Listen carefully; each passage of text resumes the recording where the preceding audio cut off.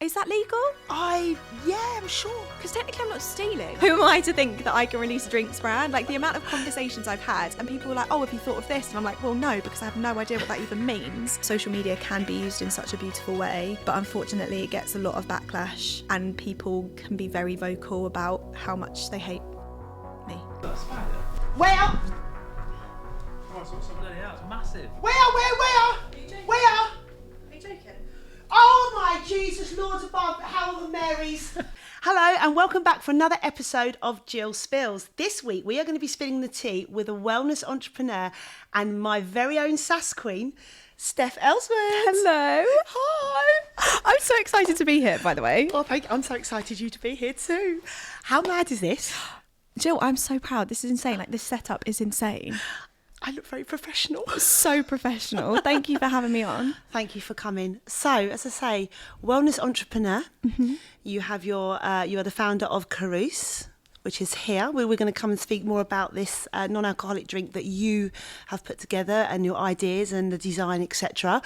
Sass Queen. Many people will know that you are the Stay Sassy Queen of Queens. You put Stay Sassy together 2017, was it? Your first event was 2017, and that's where me and you first met. 7 years ago in July, Jill. Can you believe it? That is so scary. I can't believe. Oh, there's part of me that's like, I can't believe you've been in my life for 7 years, but also it feels good like or bad no, thing? in the best way. But also it feels like I've just known you forever. Do you know what I mean? It Yeah. feels like a lot longer. But the first ever Stay Sassy event was in 2017, and it genuinely was just going to be a one-off fundraising event for obviously my nan passing away, and for St Christopher's Hospice, which was the kind of the charity that looked after her when she was poorly.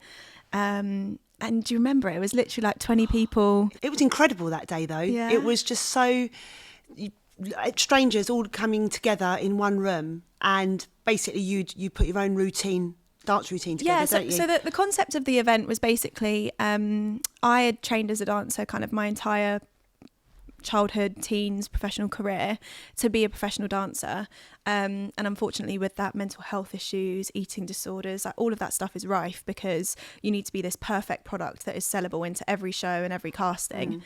And I'd actually walked away from the industry probably about maybe 6 months to a year before the event, and when my nan was poorly, she just said to me one day, she was like, why do you not dance anymore? And I told her that I'd had a few bad auditions where I'd kind of felt low in myself, and I think when you get to a certain age, you just don't have a filter. And she just turned to me and was like, that's silly. And I was like, oh, thanks, Nan. And she was like, no, just like, you've always danced. That's always been such a huge part of you. Like, why would you stop? So I actually started going back to dance classes for fun, never with the idea of like pursuing it as a career. And I started documenting this online. So I wouldn't say I was a full-time content creator at the time, but I definitely used the platform. And I started documenting kind of this coming back to dancing. And so many people would ask me like, oh my gosh, would you ever put on your own class? And my biggest fear was, if I put on a class, I'd never want someone to leave feeling rubbish about themselves or picking themselves apart in the mirrors or anything like that. So I was like, if I do this, I want to make sure that everyone leaves on a high. I want to make sure that everyone leaves feeling amazing, even if they couldn't pick up the routine. And I thought about this for a while and thought about this concept for a while. And then when my nan passed away in 2016, I'd thought about it again, and I was like, I want to give back to the hospice that came twice a day, every day to care for her, and the hospice where she actually ended up passing away. And I thought, how could I do that? And I thought, well, it's got to be tying in her catchphrase of stay sassy, which she would say kind of instead of I love you. I think as a generation, like I would leave the kitchen and be like, bye, Nan, love you. And she thought we overused the term love you, that it got to the point where it was losing its meaning. And her generation, I don't think, said it that much. So she would say stay sassy. I knew when she said stay sassy, it meant love you. So I still love this story. It still gets to me. Do you know what? It's really nice saying it to you because obviously you've been there since the very beginning. Yeah. Like the moment we opened the doors, we're going to just sobbing the whole time. But so I kind of came up with this concept and I found the venue, and I'd never put on an event like this, and I had a bit of a following at the time, but I still didn't know if people would turn up in person. And I remember when I launched the tickets, it sold out in 15 minutes. And it wasn't like a massive event, but even that was like, whoa, this is happening. Yeah. So I came up with this concept where women would arrive, we'd kind of do a bit of a welcome talk. There'd be a framed picture of my nan in the corner, like she was there with us. And then I wanted to make sure that we did kind of an icebreaker of walking in heels to feel confident. Then learn a really beginner-friendly dance routine. And one of my best friends was there, Georgia Briggs was there helping us teach the routine. Also there for like moral support. Ree was there at the very first event. Yep. And then we got 2 guest speakers in to ensure that everyone left feeling amazing. So we had a clinical psychologist and a motivational speaker, and we did this exercise where everyone had to write down their first thought in the morning. And then we screwed up the pieces of paper, had a snowball fight and sat in a circle and read it out. And every single person's first thought was something negative. Do you remember? Yeah. And it was really moving to be like, okay, well, 1, this isn't right. We shouldn't be waking up feeling something negative. And 2, none of us are alone. Like, we're all in this as females of different ages, sizes, races. Like, we are all waking up feeling the same negative thoughts. How can we change this? So then the psychologist kind of gave us a way to flip that mindset. And then I remember a girl that I went to school with came and made food for us, and we had sponsors and things like that so that everyone could then be in a positive environment to eat food, which is something I'm so passionate about. And it was just the most amazing day, wasn't it? It was unreal.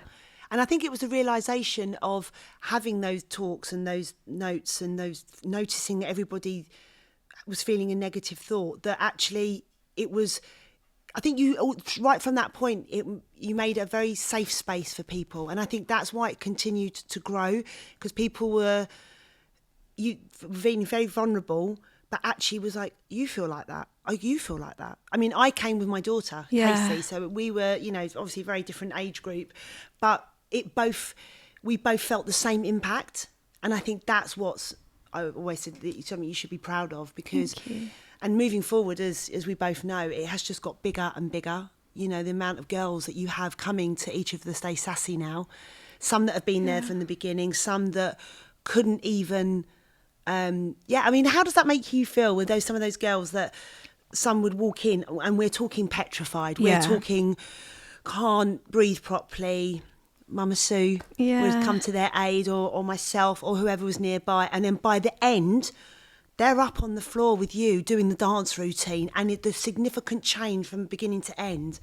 Like, what does that make you feel? I mean, obviously you must be pleased, but are you actually realising the impact that it does have? It's a funny one because it also is made by the people that come. I can't explain it. Obviously, you were at the first event, and I think that was really special for my mum as well, because you'd been through quite similar timings of losing your mum, and I think if you are fortunate enough to have grown up close with your mum and to the point where they are your rock and your anchor, it's I can only imagine how difficult that is. So for you to have both bonded over your loss and to have built such a beautiful friendship is incredible. And you've obviously been a pillar at every single event, and I know that when girls arrive, I'm usually setting up with my friends that give up their Saturdays to be there, and like you and my mum are front of house, and you set the tone for everyone to come and feel safe and welcomed. And then I think that energy of people that have been before also sets that tone of that safety, that kind of cheering each other on. And I think everyone comes for a similar reason, whether it's to dance, whether it's to feel confident, whether it's to meet new people. I do think that there is just this underlying energy that also sets the tone. I don't think it's down completely to me. Like, I might book the studio, make up the dance routine, but everyone brings such a beautiful essence that makes Stay Sassy what it is. And like, we get some girls that have never been before, maybe come once, absolutely love it and don't need to come back. But we also have girls that have come again and again and again. Like, there's some girls that are like, oh, this is my 25th event.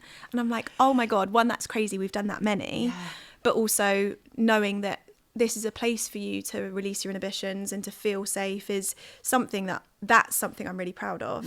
And also watching girls' personal journeys and growth. Like, we've had a girl that I've known now for, God, it must be 5 or 6 years, and she brought her baby to the last event. And that was, for me, I was like, oh my goodness, like, I've watched you step into this next chapter, and I'm in awe of how you've transitioned and grown and blossomed, and that for me is something that I feel really proud of. I think you definitely That's Stay Sassy. Well, it's forever in my heart. You know, it's a big thing for me. So I think it's amazing what you've done and what you've achieved. And obviously they're potentially going to still keep going for as much as you can. For sure. I mean, I wish I could do a Stay Sassy every weekend. I really, really do. The goal is to do like 2 London ones a year, like one in the beginning of the year, one at the end of the year, and then hopefully do some more regionally. Like before lockdown, we were really gaining momentum to go to places like Manchester and further up north, and kind of bringing Stay Sassy to different areas of the UK. And sadly with lockdown we couldn't do that. So this year, I mean, we've done a few in Wales now, and Manchester. Cracking weekend. God, we have such good weekends, don't we? And that is the plan. And for those that don't know, like, Stay Sassy is a non-profit organisation. People like Jill and my friend Lottie and Louise and everyone that comes to assist, they give up their weekends for the love of doing it. Yeah. And no one personally makes anything from it. It is all of our earnings, other than the hire of the studio and potentially the snacks or whatever, goes to a charity of choice. And over the last 7 years, we've raised just over £100,000 for different charities. And I love that the girls that come regularly or even just one event are like, oh, I'd love to raise money for this charity because it's a cause close to my heart. And the fact that we can help other girls raise money for charities that are close to their heart, just like they helped me originally raise money for the charity that was close to mine, is something that's so special. And I think also these workshops, people are coming so vulnerable. And like you said, people come, I mean, we always say people arrive shy and leave on a high, but it can be really exposing to release a side of you that maybe you don't use on a daily basis. Or a lot of girls come by themselves, and that in itself is so daunting. And from far, maybe. They're coming away from Devon, and like, it's crazy. Someone flew from Ireland once, and it fills my heart with so much warmth. But I just don't feel right about profiting off of that. So for me, it's so valuable that we can raise money for these charities, because when people come and share their vulnerability together, knowing that we're raising money for the greater good is just the whole thing. It just fills my heart with warmth. Where would you like what country would you like Stay Sassy to go next? Anywhere that will have us. Honestly, anywhere that will have us. I think I would love to take it overseas. Definitely want to be able to branch out further into other parts of the UK. Would love to go to Ireland, and then if we could do one, I don't know, America or somewhere in Europe. Somewhere where there's no spiders. Yeah, somewhere with no spiders. Before this podcast started, we were attacked by a tarantula. So yeah, it was somewhere with no spiders. Yeah, so anything that's just got something nice and pretty. So going back, you mentioned very briefly before we started getting to Stay Sassy that obviously you started with like a social media content. I can't say the word. Creator. Yeah, content creator. Social media content creator. Yeah. So that would have been Healthy Chef Steph. God, right? Yeah, what a throwback. Yeah. I mean, that what got you into that? Obviously you were doing your dancing and everything, but what started giving the platform of doing Healthy Chef Steph, and then you were creating your own food and ideas and things like that? So I was training at a dance college at the time, and I had been struggling at this point on and off with an eating disorder for a little while. And it got to the point where it got really bad, and my headmistress got involved and gave a little bit of tough love, whether it was neglect, don't really know, but said basically, if you don't sort yourself out, we're going to have to ask you to leave. And I knew, one, how hard it was to get into this school, but also how much my parents had sacrificed to send me there. And it was my dream, and knowing that could be taken away from me then kind of went past the point of, I don't know, it just really hit the nail on the head that actually, no, I do need to get better. So I went to the GP, and unfortunately throughout this time, whether it was because I was malnourished or because it was traumatic, there's so many blanks in my memory that I cannot claw back. I remember walking into the GP's office.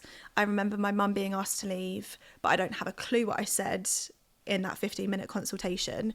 But I think I went in the November or the December, and by the January I was receiving therapy at the Maudsley Hospital. Which was fantastic, but I turned up like a spoiled teenager, like, why am I here? I don't want to be here, kind of thing. So you wasn't at this point even admitting to yourself? I think I was. Ignoring it? I think it's really difficult because I have after the copious amounts of therapy, realised that my eating disorder was down to feeling out of control within my life and knowing that I could control my food, or if ever I felt stressed, that it was bringing it back to control. And that's kind of those OCD behaviours. And everyone thinks, oh, OCD is cleaning meticulously, but it's just these remunerating thoughts that you can't let go of. And if you feel like your whole life is out of control, you try to control what you can. And mine was around food at the time. So I was kind of turning up to these sessions not wanting or being willing to speak openly. And it wasn't until there were 2 occasions in the waiting room. One, I saw a girl from my school, my previous school, in my year, and she was literally skeletal. And seeing someone that you recognise, like, we didn't catch up and say, oh babe, how are you, because we're both there for the same reason, right? It's a hospital that specialises in eating disorders. Both of us look poorly. It's not somewhere we're going to exchange niceties. So we kind of just like acknowledged each other, gave each other a bit of a nod. I messaged her on Facebook when I got back and just said, look, sending you love. And she was like, sending you love too. And that was like reality check 1. Then I went back another time and I saw a woman who must have been in her 50s. Her hair was falling out. You could see every vein. You could see every bone. She was missing teeth. And I felt like I was looking into my future. Right. And I think about this woman. I say this all the time. I think about her constantly and just send her love energetically and just hope that she managed to get out of the cycle that she was in. And that was a massive reality check, because I felt like I was looking into where I would be if I didn't stop. And that was the first kind of breakthrough session that I had, where I was willing to talk, because I'd seen someone years ahead of me that had had an eating disorder for far longer than I had. And part of the treatment was keeping a food diary so they could get an understanding of my eating habits, or when I would binge and then purge, for example. And I found that really, really daunting and really overwhelming. So instead, I started taking pictures of my food and I posted it online as a bit of an online diary on my personal account at the time. And all my friends were like, Steph, you're 17, 18, like, can you not just post a selfie like a normal teenager? And I was like, no, here's my avocado toast. I was almost falling in love with food again, and kind of the creativity behind it, and finding healthy alternatives and trying not to restrict my food anymore, but finding control in a new way of, wow, I can actually cook and prepare and experiment, and it's fun and creative and I enjoy it. So because of all the stick I was getting from friends, I actually set up an account. I wanted to call it Chef Steph, but that name was taken, so I just whacked a healthy in front of it. And I have no idea how or why people started following me on that account, because I look back at the pictures now and think, bloody hell, it looks like I've made this meal with my eyes closed. But it was just me sharing like an honest insight into the food that I was eating. And I remember I had 99 followers, and I ran into my school canteen and I said, someone follow me, I want 100. And my friend Ryan, that I was at college with, knew of my kind of history with an eating disorder and said, Steph, document your journey like this. You have a story to tell, and it could be so inspiring for people in the same position. And I was thinking, oh, it's a bit nerve-wracking. Anyway, I then started sharing more of my story, more of my journey, more of my face, and just really delving into kind of my eating disorder, and managed to build a following. And then it somehow became a full-time job and has got me to where I am today. Did you ever worry that if you started going into that, you know, when your friend Ryan was saying document it, was there any point you started thinking, I don't know, I don't know if the word trigger's the right word, but did you start thinking, oh, what if, and I don't want to do that, and just I'll put this out, but then it'll start taking you back to a place that you don't want to go? I'll be honest, there was an element of naivety, but there was also an element of social media hadn't blown up at the time. Yeah. And being an influencer wasn't a thing at the time. We're talking like 8-9 years ago. It maybe was in Australia and the US, but it hadn't really come over to the UK. So I don't think I really realised what the potential of it was. At the time, I was talking to 100 people. Yeah. It was a lot less daunting. And I think looking back now, if I were to do it again in this day and age, I wouldn't share from my wounds, I'd share from my scars. And I think I was probably far too open in the beginning, but luckily my following was growing as I was growing. Yeah. Whereas if I was posting in that state now to the following that I have, it would be far more exposing. I think I'd be open to far more people sharing their stories and having to absorb theirs as well as kind of what I was going through. And it's a lot easier for me now to speak in hindsight with the lessons that I've learned, and I now protect myself. Like when I first started my socials, I was an open book and shared things that I probably shouldn't have said. They're conversations that I should probably have in therapy. And I think there's a difference between being real and vulnerable online or emotional broadcasting. And like back then, when I was in a really dark place, I would like cry to camera, talk to camera, like in the midst of it all. Yeah. Whereas now, I'd much rather cry in private, speak to a therapist or a loved one, get out the other side, and then be on socials being like, do you know what? This was shit and this is what I learned. And I think that's far more beneficial for the people watching. I protect myself and my heart a little bit more because I think you really do need to take care of yourself when you need to take care of yourself, right? And if I'm documenting that in a live environment, people will reach out and be like, oh my God, I'm feeling the same. And me, I'm not quite an empathetic person. I mean, we're the same. If you cry, I cry, vice versa. So if someone's sharing their stories for me, I don't have the strength for myself, let alone them. Yeah. So I think there's definitely been a lot of learnings. I'm glad that I started when I did. I don't think I'd build a following now, if I'm honest, just because I think I got really lucky when I started. Yeah. I'm glad I did it when I didn't have all eyes on me and I could make the mistakes with a smaller following and learn from them and get to a place now where I feel more confident and comfortable with how I show up online. Because of the back of you saying that, I was going to ask that, I mean, it's very obvious that social media has changed over the years.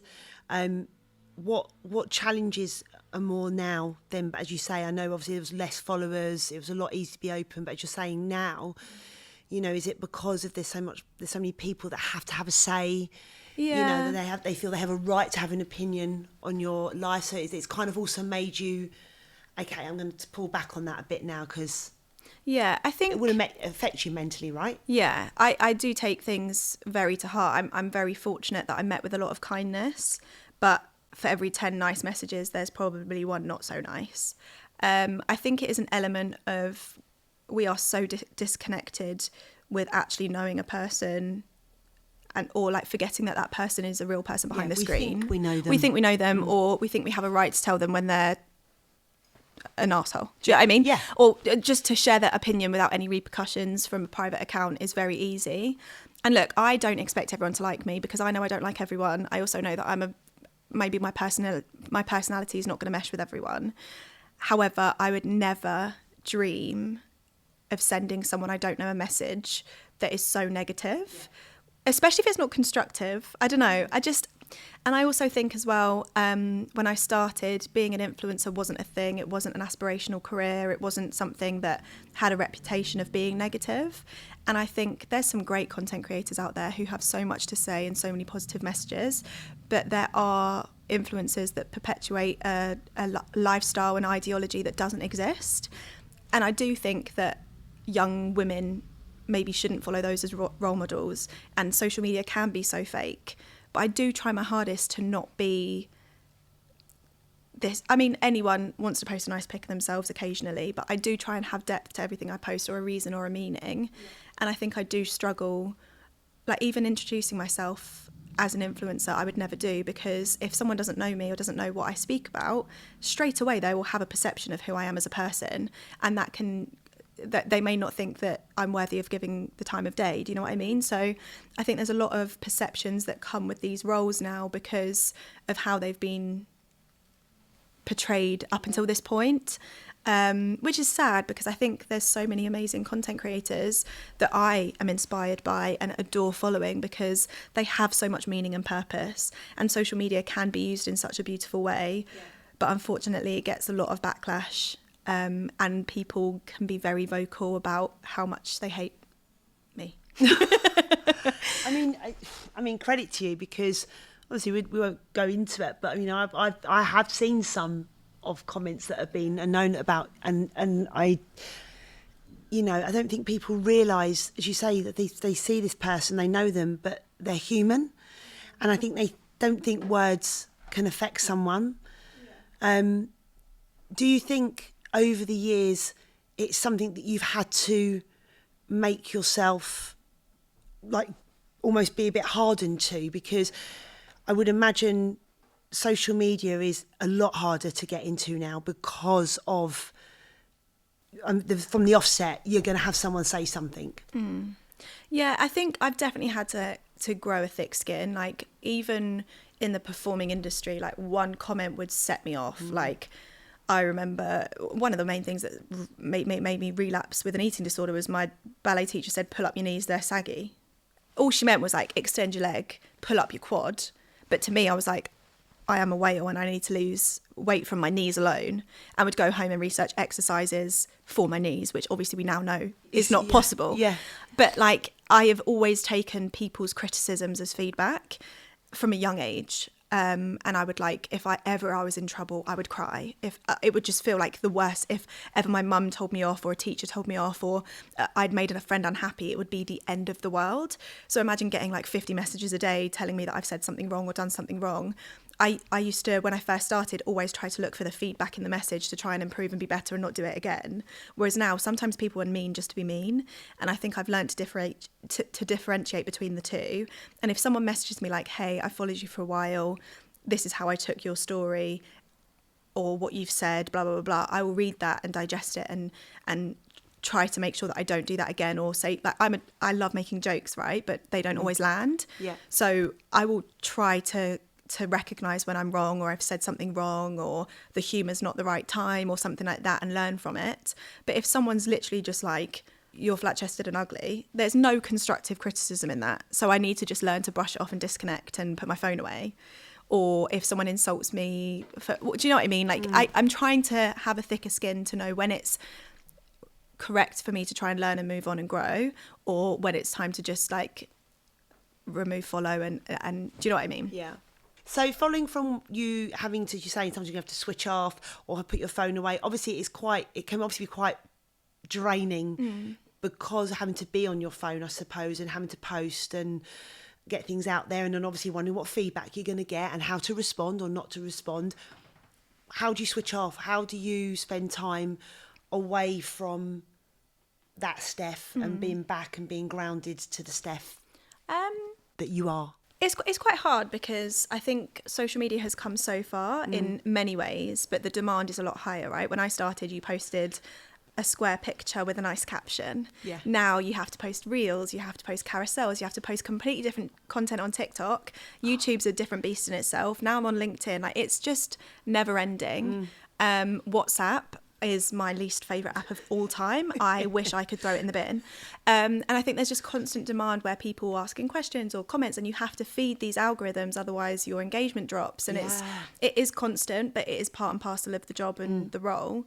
The best thing for me is my morning routine is something that really grounds me. So by the side of my bed, I have tracksuit bottoms and a hoodie that I put on the moment my feet touch the floor in the morning. And then I go downstairs, I have a sip of water, put on my trainers, and off I go. Come rain or shine, I do a 15-minute loop walk and then come back.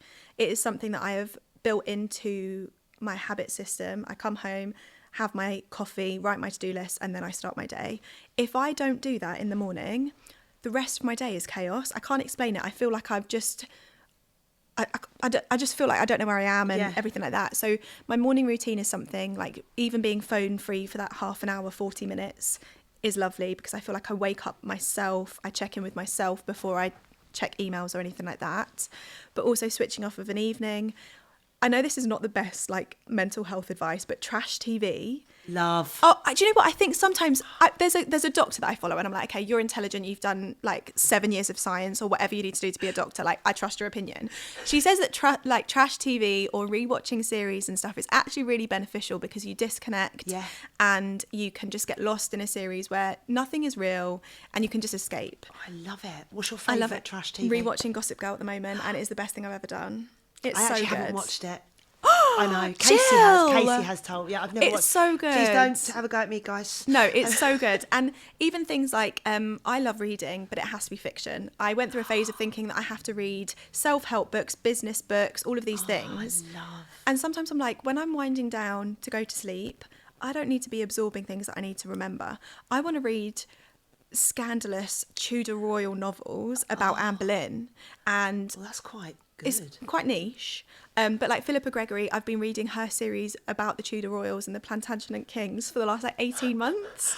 And sometimes when Lewis is like, do you want to talk about your day? And I'm like crying. I'm like, no, I just want to escape to like Tudor times. Yeah.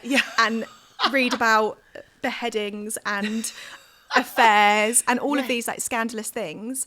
And that's my way to switch off. So obviously your love for cooking is another way of switching off for you, and you make some amazing food. You really do. What made you decide to go plant-based? So I basically watched a documentary one summer, I think it was summer of 2017, and realised that there was environmental impacts. I think I'd always been disconnected from meat, right? Like it would just arrived in a packet in the Sainsbury's. Yeah. You lose that connection that an animal is obviously not around anymore. And so I went vegetarian for a little while and fell in love with cooking even more, because instead of just relying on the flavours of meat or just the same foods all the time, I was getting inventive, and it was actually really good for my eating habits, because I knew how many calories were in a chicken breast, right? But I didn't know how many calories were in chickpeas or beans, so it was really, really positive for me in that way. And then the following January, there's obviously the charity called Veganuary that encourages you to go plant-based for a month. And I just had a breakup, and I was traveling Australia at the time, which is just a hub of delicious plant-based food. And I was like, I'm going to give this a go. I'm already halfway there. Let's see how it goes. I have never had a healthy relationship with food since going plant-based, because I'm no longer eating for my aesthetic. I'm eating for like a bigger purpose of animal welfare, the environment, and now health reasons that I can kind of recognise. Yeah. I've also given myself a dairy intolerance, so even if I wanted to have a little cheeky bit of cheese, like I would shit myself, so it's just not worth it. And it's just, for me, I've got a bigger purpose to my eating now, rather than losing weight or restriction. And I know it can look like the restrictions shifted, but there's nothing really that do you know what I mean? I was so scared of carbs, and now most of what I eat is carbs. Yeah. I feel like it's really freeing. I've seen her chomp on a sweet potato. Oh, yeah. Oh, bareback, literally, wasn't it? It was just nothing on it. Yeah. That was the day we found out that I ate the skin on a kiwi. Yeah. Yeah. The wrong kiwi. Yeah. Yeah. But that's okay. That's okay. It wasn't at the time, but yeah, we moved. Little fairy kiwi. But no, I just feel like, for me, I've loved it, and I feel like I'm so much more experimental with my cooking. I love going to restaurants and seeing what they can do. I think you have to be a little bit more creative with just plant-based. Yeah. I think that's what's great about you. I think you show that creativity, where whether it's your cooking or your food choices when you go out, because you do look at it. And I'm not just saying this from a friend perspective, or I know you so well. I think looking in from an eating habit that, I'm not plant-based, admittedly, but you think, wow, oh my God, that actually looks really lovely. And God, that whole meal that you've ordered, like you have your curry or something like that, and actually it looks really, really good. And you do think, actually, there is variations out there that look really tasty and enjoyable. And I think also, like, I understand that not everyone needs to be plant-based. I don't think there's the infrastructure there yet, in terms of even just agriculture, in terms of growing what we would need to feed the whole population plant-based. I don't think we're ready for it. But also, I understand that some people actually enjoy meat, and I think everyone can reduce their meat intake, but I'm not here to preach. I ate meat for like 22 years and loved meat for 22 years. I'd snack on a pack of ham like it was an apple. But now, like, I can even still appreciate, if I go out with my family and they order food, I can still appreciate, oh, that looks delicious. However, I have tried to use my platform to share delicious recipes that are plant-based, to encourage people to even just have a plant-based meal a week. And for me, like, just sharing my journey, not to be like, you need to do exactly what I'm doing, but just to be like, wow, I've done this and it's actually really worked for me, and I really enjoy how I'm living, and not trying to be too preachy with it. Do you know what I mean? Well, again, I think it's a great way of giving someone that little idea, putting that little seed in of someone to go, oh, actually, I really like that. Maybe I should try that. Or if they are looking to go maybe plant-based, that you're putting the ideas out there that can make it look easy, or, there's so much variety, not just, eat some veg. Yeah. And I think as a population, all of us need to eat a little bit more fibre anyway. Yeah. So trying to encourage people to use ingredients that are the closest to kind of pulling it from the ground or plucking it from a tree, and just not getting stuck in the habit of just like chicken. Do you know what I mean? So it's a journey that I really enjoyed, and I'm really loving how I'm eating at the moment. Obviously, never say never, but I don't see myself eating meat again. Your favourite meal you like to put together? If you had to choose. Gosh, my favourite meal is probably tofu sliced and dipped into corn flour mixed with spices and then fried. So it's like crispy on the outside, but like fluffy on the inside, kind of like a halloumi bite, with really fluffy whole grain rice, roasted peppers, and a chimichurri dressing of like parsley, coriander, really lovely extra virgin olive oil, lemon juice, probably lime juice, chilies, that kind of like Mexican, maybe some vegan aioli on the side, that kind of vibe. Depends what day you ask me, Jill. If I fancied a pasta, maybe something but I love the colour of plant-based food. It's really inviting, it's vibrant, the flavour complexity is just fresh, and I love it. You eat with your eyes, they say, don't they? So more colour. I eat like this. Well, I eat very quickly as well, actually. I think I need to slow down. Moving slightly sideways into a different little venture of yours now. Yes. Is you are the founder of the brand new drink Carouse. Yeah. I said that correctly? Yeah. Good, thank God. It's been playing on my mind. So we've got a couple here. We've got one down here. We've got one here just in shot. So we've got Uplift. Yeah. And we've got Drift. These are a non-alcoholic drink. Yeah. Something you're very passionate about. Very passionate about. What was the idea? What made you come up with Carouse? Yeah, I kind of just want to like set this up by saying like it sounds like I'm a very restrictive human being, and there is probably a part of me that's a little bit all or nothing. So obviously I'm plant-based, and I also went sober about, I want to say 5 years ago, 2019, summer of 2019. And this was again for mental health reasons. So I was going to say, what made that decision? Yeah, I feel like I just was so in tune with my body. Like I'd gone through all the therapy, I'd gone through changing my diet, being so in tune with what made me feel good, working out to feel good, being around the right people, all of these things. And there was just one consistent thing that was making me feel a bit rubbish within myself, and it was alcohol. And it was never the evening that I was drinking. Like I wouldn't ever say that I got too legless or too drunk or paralytic all the time. I think I've only been paralytic maybe 3 times in my life. But it was more so the next morning I would wake up with this anxiety and just this anxiousness of, gosh, what did I do? What did I say? My heart would be racing. Yeah. And that feeling could sometimes last 3 or 4 days. This just like unsettled feeling. And I was like, look, I'm just going to remove it from my life for a little while and see what happens. And I was going on holiday with my partner at the time. And I just said to him, look, I'm not going to drink this holiday. But whenever we'd be in an occasion where we would have a cocktail, I'm going to have a fresh coconut. And he was like, okay, he's so supportive. He was like, yeah, do what you want. So I came back from that holiday and I felt amazing. I hadn't been anxious. I hadn't had a horrible hangover. I didn't have any blanks in my memory. And I kind of wanted to transfer that into London life, because I was like, maybe I just felt calm because I was on holiday. Because obviously when you go away, and especially when it was like our first big trip as a couple, I thought maybe I've just lived in this little bubble. So I brought it back with me to London and tried to do like a month sober in London, and I felt amazing, and I just felt so consistent within, like I feel like my emotions can have really big ups and downs, and I felt like that wave had just lessened since removing alcohol from my life. And now researching into the science of it, so many people have said like, oh, why don't you just monitor your alcohol intake and all of that kind of stuff, and now seeing the science, like if you want to be completely consistent, it does make sense to completely abstain from it. So it definitely was the right decision for me again. Again, I'm not here to preach. I'm not here to say that everyone is alcohol free. But it got to the point where on a night out, all that my options were either still water, maybe a sparkling water, lemonade, Coke, or like a super sugary mocktail. Yeah. And there's nothing that I would want out of those options. And it was actually in lockdown, you know, when we were all getting drunk on Zoom. Yeah. All of my friends and family would just be wasted on Zoom whilst we were doing quizzes or whatever. Yeah, quiz. Yeah. And there was nothing that I wanted to drink that would make me feel involved. And there were a few non-alcoholic spirits on the market at the time, but they were really expensive. They were they taste like flowers. Do you know what I mean? Yeah. And I just wanted something that was delicious, felt more adult than like a lime cordial, had a flavour that I would enjoy, and was in a bottle that I would be proud to pour it from. And that was a big thing for me, because I hated explaining why I didn't drink, because I hated being like, oh, I get a little bit anxious. Do you know what I mean? Like it sets up a conversation that you don't always want to talk about. Exactly. I'm all for speaking about mental health, but there's a time and a place, and usually a social occasion is not it. So I basically saw a huge rise in adaptogenic and nootropic ingredients in energy drinks and ready to drink cans. And I thought no one's really fused that with the non-alcoholic space.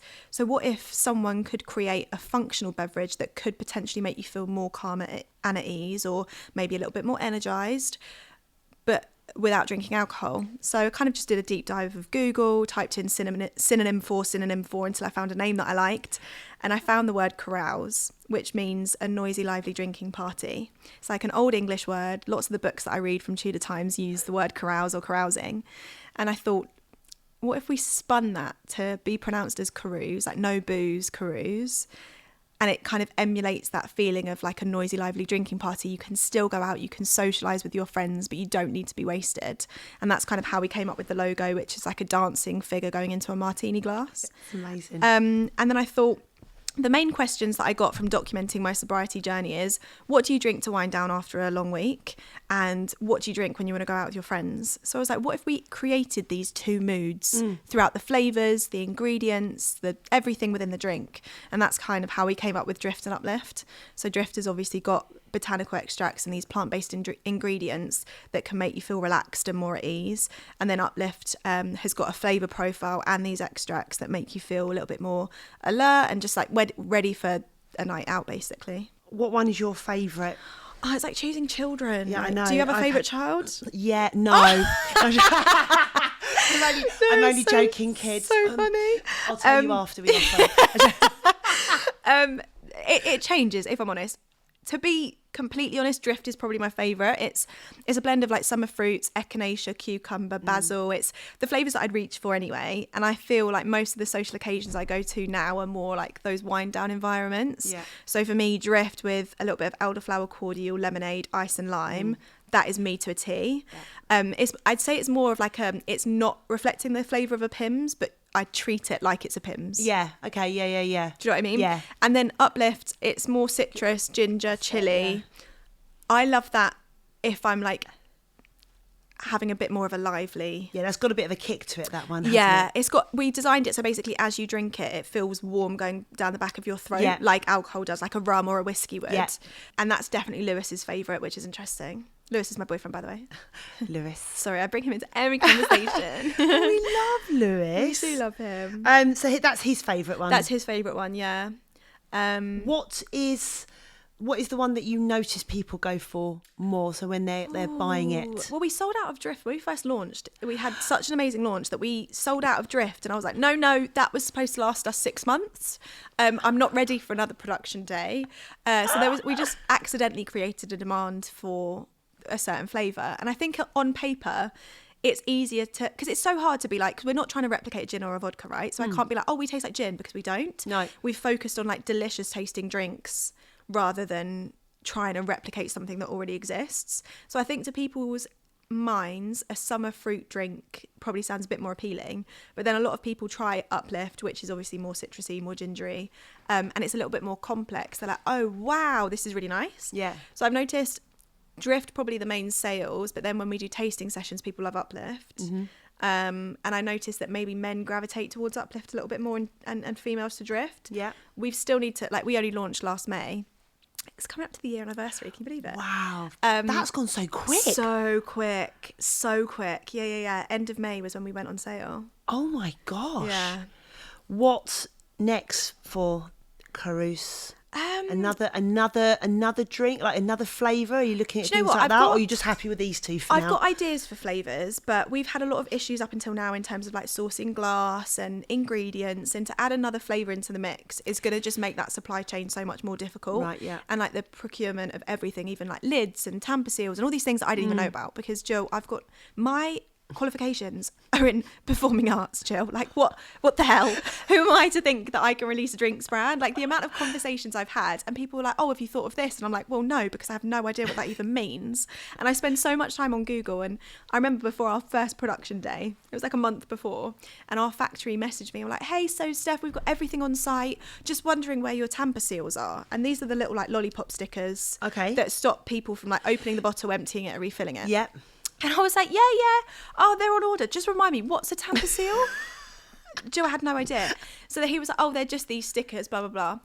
When I say I sat there with a compass and a ruler for 2.5 hours trying to measure out what they would look like, and then I sent it to a graphic designer and he mocked it up, got them printed, and we got them in time for the production day. But like, I am literally learning on the job. So I don't think the next thing is a new flavour. I've got ideas for new flavours, but I think it's just going to make everything a lot more complicated. Like even launching with 2 flavours in 3 different sizes has been difficult enough. Yeah. But I think next for us is I'd love to be able to get us secured in a retailer. Like at the moment we're only sold online on our website, and I've never bought a drink just off the website. If even when I drank, I would buy it in store. Or do you know what I mean? You pop to the corner shop to get your bottle of Smirnoff or Glen's, depending on what age you are. But whereas like I want people to be able to see these. Like I have taken a few bottles into a Sainsbury's before, put them on the shelf to see if they fit in, and they do. So Lovely. obviously I didn't leave them there because that could be a good game. That could be a good thing. You could do that. You could put that to people out there, and is that legal? I'm sure. Because technically I'm not stealing. I'm and they're adding. not stealing. I do go to restaurants a lot, and I'm like, hi, do you have any Carouse? Obviously they don't, like I would know. Here's one. And then they're like, no, what's that? And I'm like, oh, you should really check it out. Because but the goal is to be like more restaurants and bars, retailers, and that's definitely a mission for the rest of this year. I think up until this point it was kind of like a proof of concept, showing that there was the demand for people wanting alcohol-free drinks, feedback from people loving the flavours, getting return customers, which has been amazing. It's been such an exciting venture, and I'm so passionate about it. Are you loving this new venture because it's, as you say, it's so different to your performing arts, your social content creator? I mean, you're doing similar, but the product itself, it's such a challenge. It's a good challenge. And I think that's what I love, like being tested and pushed and motivated is something that I'm really loving. And also like the drinks industry is predominantly male. And the amount of times, like my favourite story is we went to the lab to do the tasting day, the final tasting day, to sign off on both recipes. And I took my brother and I took my uncle, who was on a sabbatical at the time.